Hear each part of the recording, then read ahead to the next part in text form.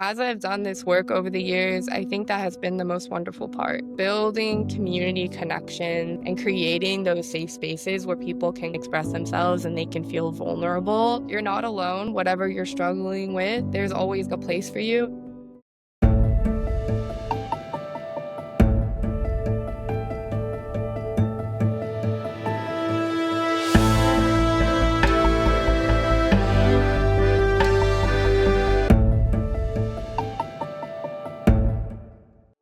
Welcome to Just Healing, where we rediscover humanity in our conversations around trauma and celebrate all the unique ways we love and heal.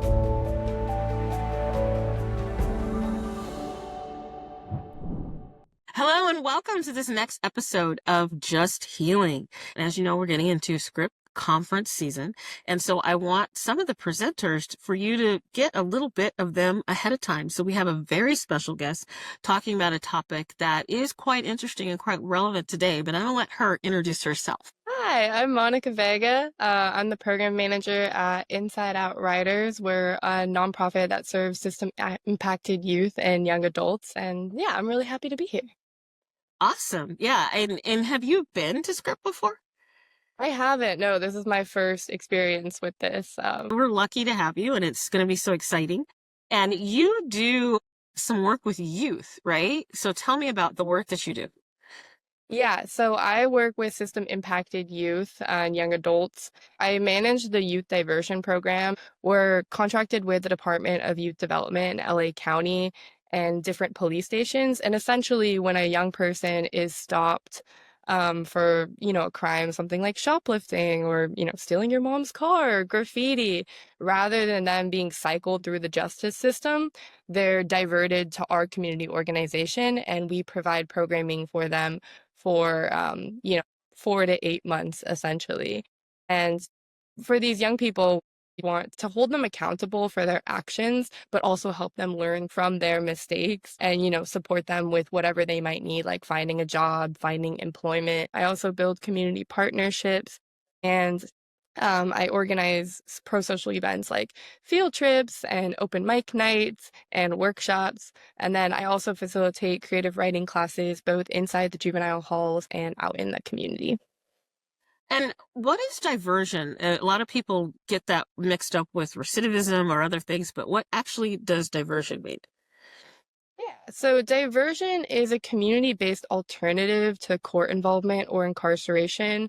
So there's a lot of different types of diversion programs. Some happen prior to the point of arrest, and some happen like after trial.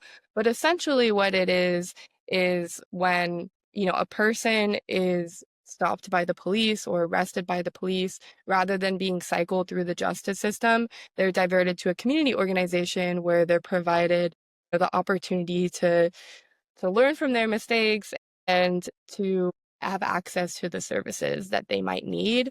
So diversion is essentially an opportunity to be held accountable for your actions while still accessing the services that you need to address the underlying like needs that might have led you down this path. Things like, access to substance use treatment, mental health services, support with education and employment, support with housing. It's a second chance that really centers rehabilitation rather than punishment. So diversion means like actually diverting from prison or from jail, right? Yeah. Yes.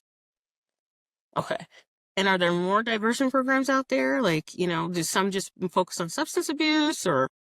Yeah, there's a whole bunch of different types of diversion programs across the United States. The one that I work with specifically Mhm. is for LA County Youth. And so we're partnered with different, LAPD stations and sheriff stations across LA County.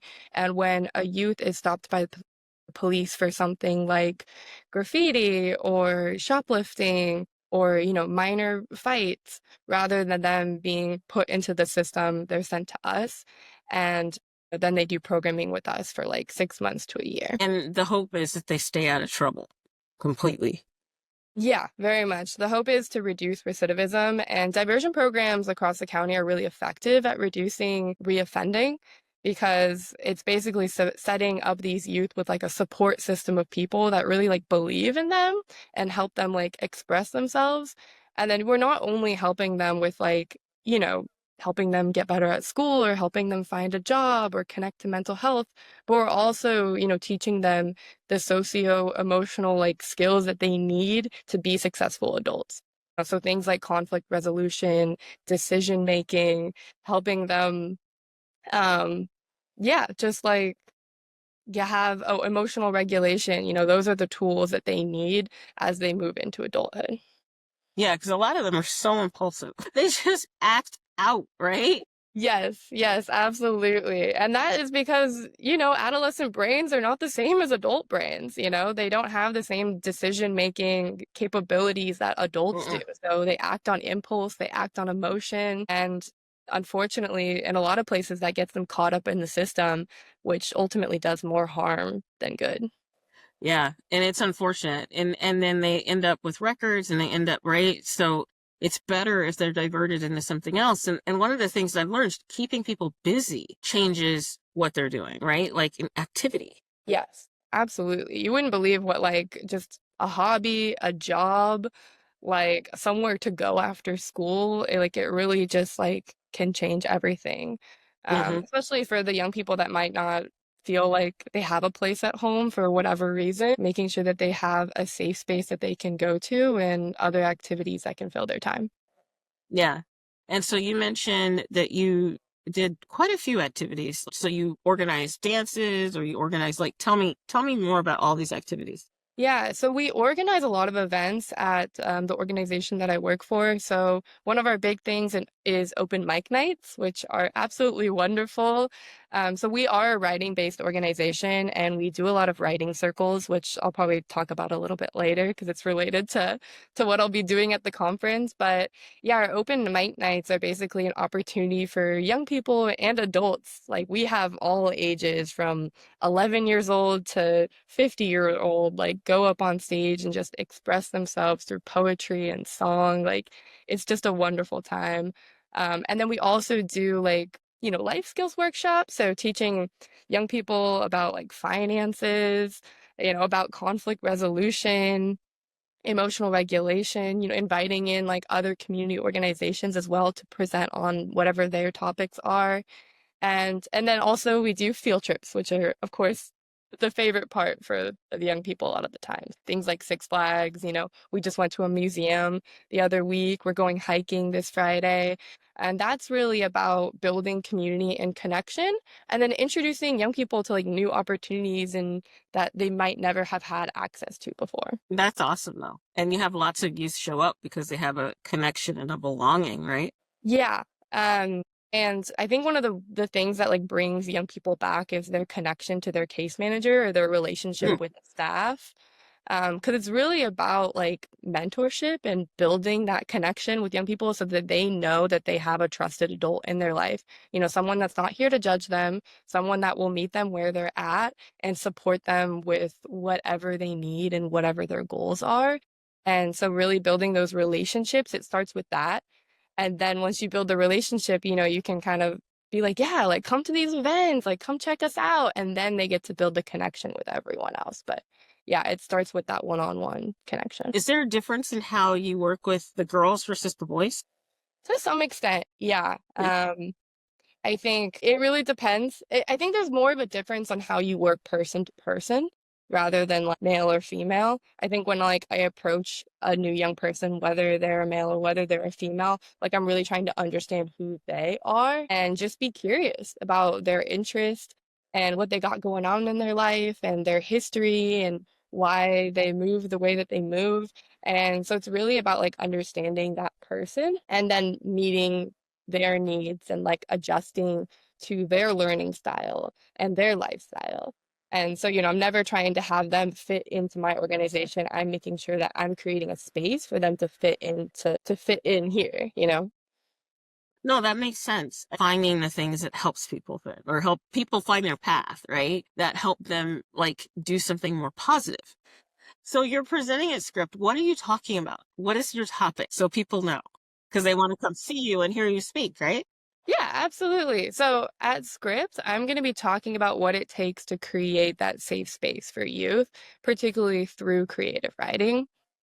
So I've been with InsideOUT Writers for almost 4 years now, and during that time, I've gotten to teach creative writing groups inside juvenile facilities and then also out in the community. And the power of like community circles is just has been so wonderful to be a part of. Watching people come together to, share their story, talk about their struggles and their successes. It's so much more than writing.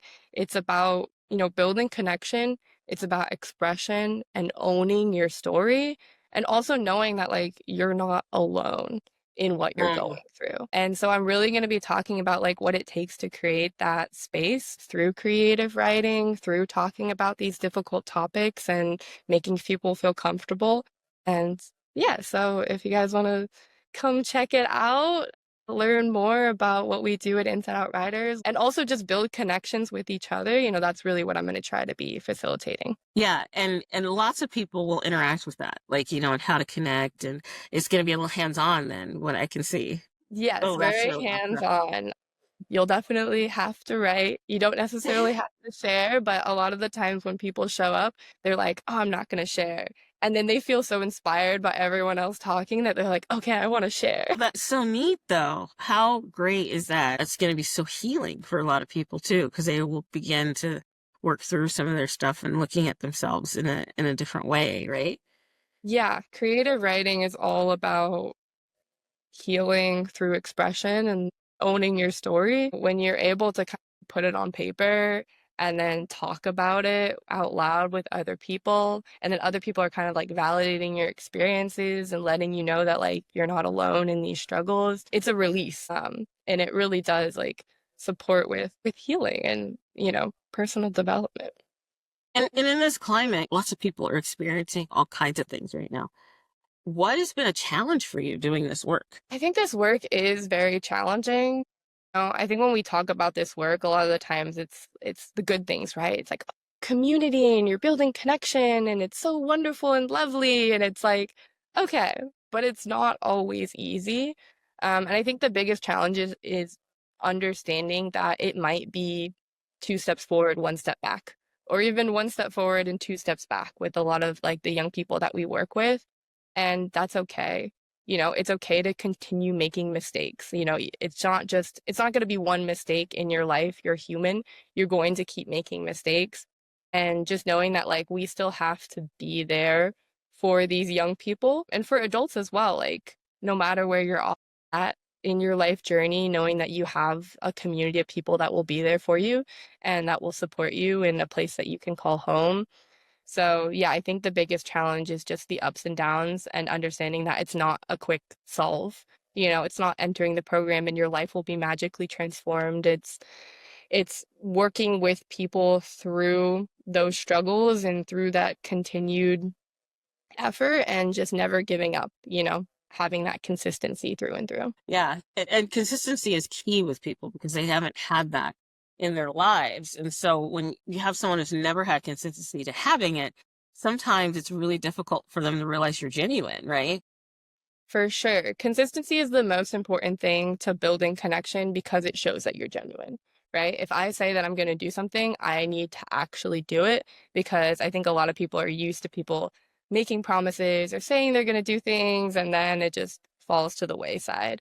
And so making sure that you're always showing up, showing up matters the most, and making sure you're showing up for young people in little ways too, right? Just like remembering like, hey, last time you told me like your favorite snack was this. So this time, like, I brought you your favorite snack. Like, those are the little moments that really build that connection and make young people like let down their walls and know that they can trust you. Yeah, those things go a long way because one thing when working with young people, usually not the young people, right? It is all the people that have poorly parented them, right? Yeah. Tell me a little bit about that because I know the parents pop up sometimes. Yes, absolutely. I think working with young people, it means that you're also working with the entire family. You're working with parents because I think that is a huge part of it. parenting styles or, home, like instability in the home life, it really does affect young people and how they like move in this world. So, when I'm working with a young person, I will also try to build a really good relationship with their parents and, work to like mediate issues between them or even like support the parents in different ways. Like, hey, are you struggling with housing? Like, let me support you with housing as well. But at the same time, reminding the young person that at the end of the day, like, I'm your case manager. I'm not working for your parents. I'm not working for the police or anything else. I'm here to work with you and support you. And yeah, I try to just make sure that the young person knows that like I believe them so that when they're sharing things about their parents or they're sharing things about their home life, like they know that they have someone that's like, I'm not trying to take sides. Like I'm here to support you in your struggles and then like let's see what we can do moving forward because yeah, it's not always the kid that's the problem, right? A lot of the times it's other people. There's generations of problems like around them, right? And so they're just behaving like what they've seen and what is around them. That's the scary part. Yeah, yeah, very much so. Like you're gonna emulate the behavior that you're around. And even like when we talk about young people that are involved in more like serious crimes or like gang involvement, it's not they're operating in a silo, that no one in their life has introduced them to this or that their family members might be involved in this. Like there's a lot of factors that influence why a person might go down that path.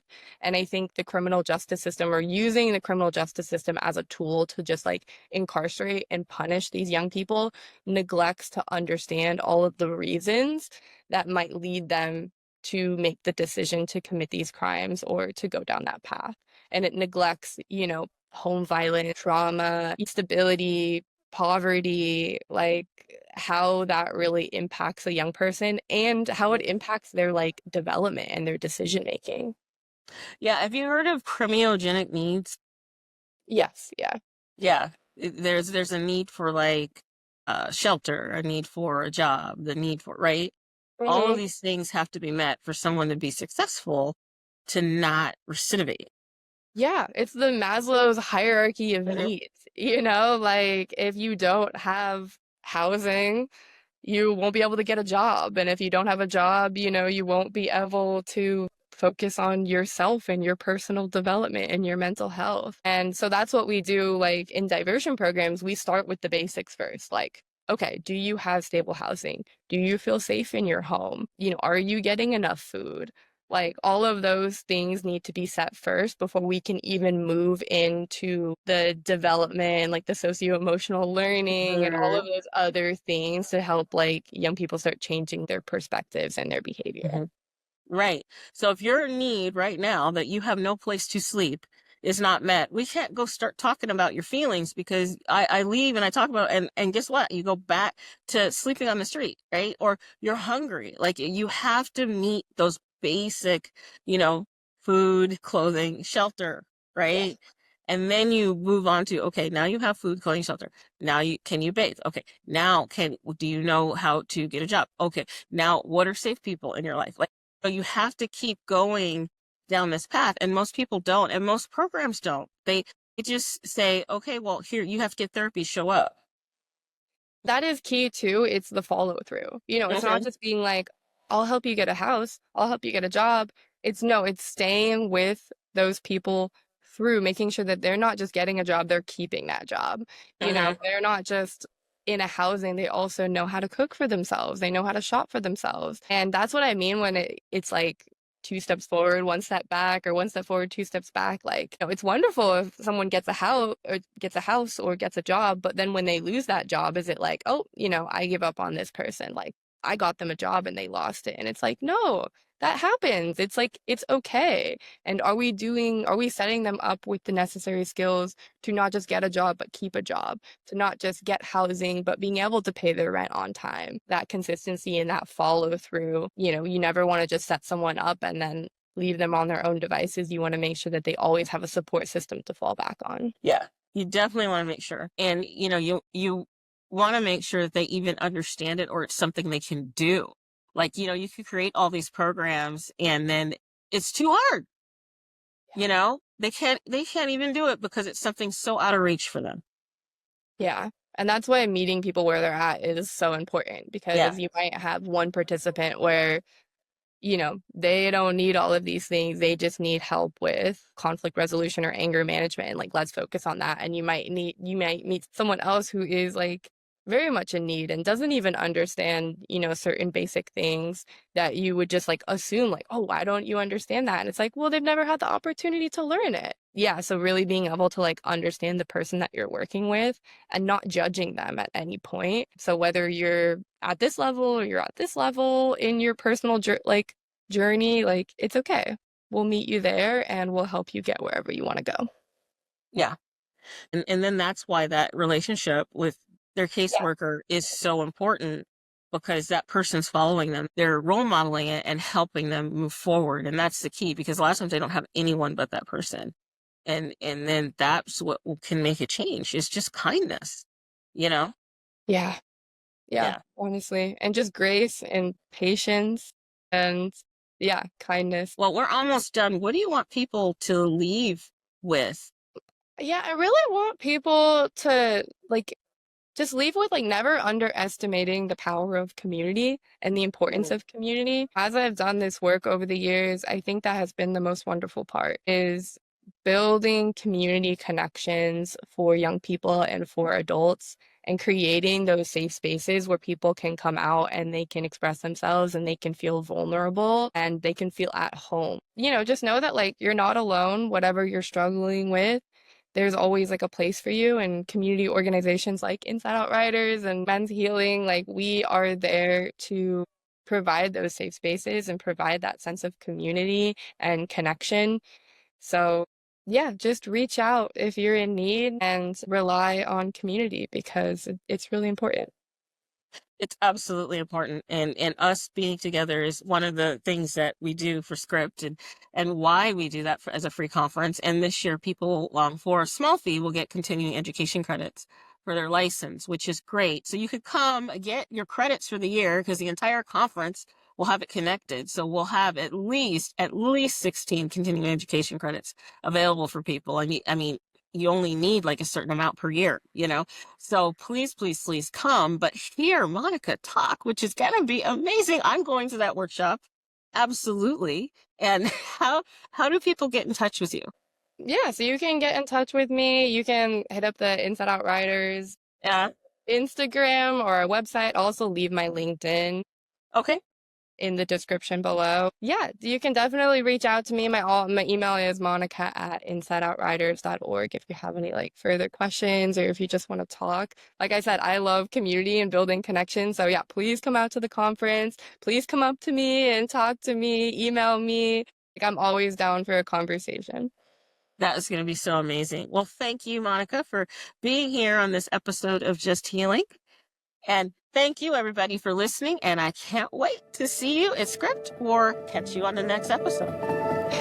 Thank you so much for having me.